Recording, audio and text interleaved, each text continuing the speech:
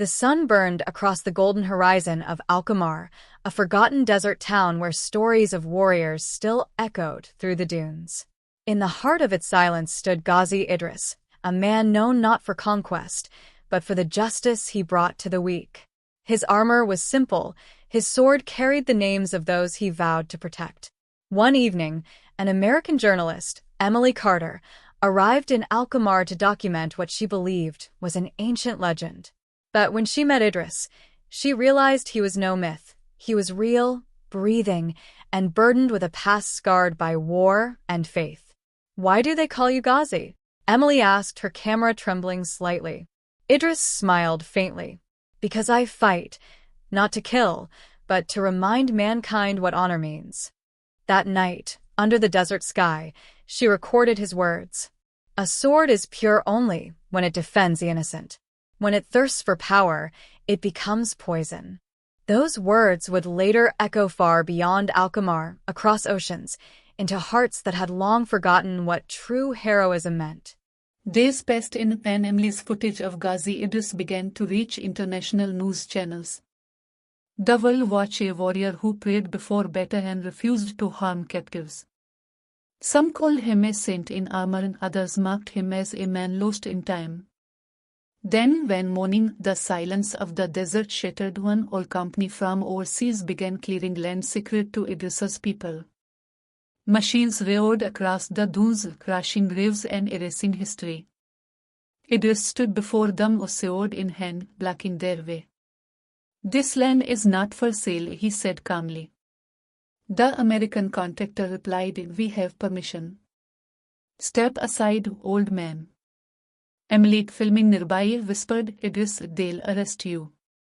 He looked at her, eyes burning with quiet conviction. "Then let them arrest justice itself." The confrontation went viral. Around the world, people saw a man standing alone before bulldozers. Some Americans protested online, saying he's defending his culture, not fighting us. Others called him a rebel, a fanatic. When the soldiers arrived to remove him, Idris laid his sword on the sand and raised his hands. "If peace must be taken in chains, then I accept them," he said. That night, the footage of Ghazi Idris reached millions. And for the first time, the world questioned who the real enemy was, the man with the sword or those who had forgotten their conscience. In a cold New York newsroom, Emily's footage of Ghazi Idris played on every screen. The image of a man kneeling in chains beneath the desert sun had stirred something deep inside millions. Reporters debated his motives. Politicians twisted his words. Yet ordinary people, soldiers, students, mothers, saw something different, a warrior who fought without hate. On social media, the hashtag Ghazi of Peace trended across the world. A former U.S. Marine tweeted, "If courage had a face, it would look like him." Church leaders, human rights activists, and even children began quoting Idris's words. "Justice is not a weapon, it's a mirror. Look into it, and you'll see who you are." Meanwhile, Emily was invited to speak on live television.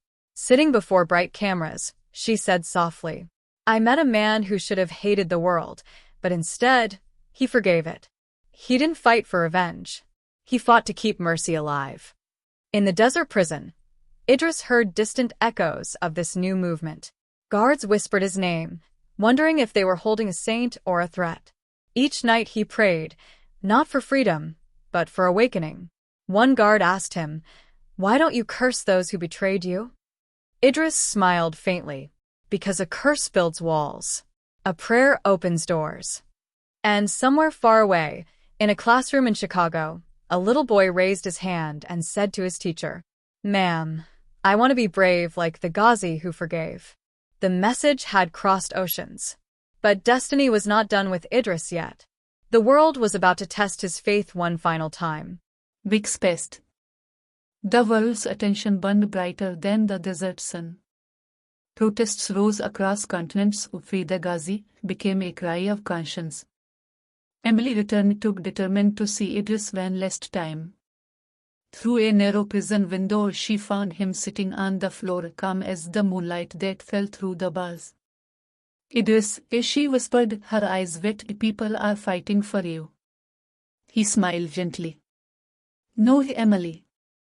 They are fighting for themselves, for the truth that was asleep inside them. That night, a storm swept across the desert. Lightning struck the old compound that had desecrated the sacred land, burning it to ashes. The company withdrew, the invaders vanished. When the news broke, Emilians called it a miracle. But Idris refused to take credit. Nature obeys only the Creator, he told Emily. I am but a traveler declaring his mercy from heart to heart. When Idris was finally released, he refused fame and wealth. He walked back into the desert, leaving his sword buried in the sand. Emily tried to follow, but he stopped her with one final message. Tell them, Emily, Ghazi's victory is not in war, it's in the peace he leaves behind. Years later, a monument rose where he once stood, simple, made of stone and silence. Children played around it, travelers from every nation came to read the inscription. He fought without hate. He forgave without fear. And he left the world gentler than he found it. In the soft desert wind, some still swear they hear a whisper. Justice is alive. Mercy is stronger than swords. And the legend of Ghazi Idris continues to live not in weapons, but in hearts that remember.